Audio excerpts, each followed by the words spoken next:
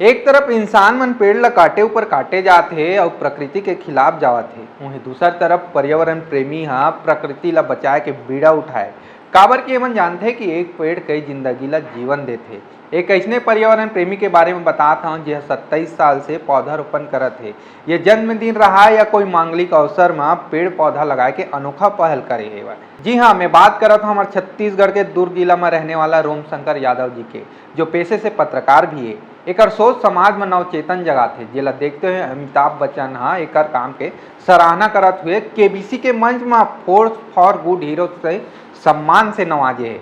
यादव जी के मेहनत और लगन बंजर जमीन ला उपवन बना देथे, जेकर कारण राष्ट्रीय मंच में पहचान भी मिले हेला, वो भी केबीसी के सेट में।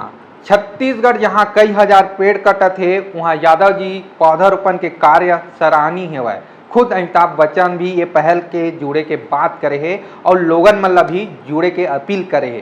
तो संगवारी को छत्तीसगढ़ में पेड़ लगाने वाला के सराहनीय होना चाहिए कि छत्तीसगढ़ में पेड़ काटने वाला के? कमेंट बॉक्स में जरूर बताओ।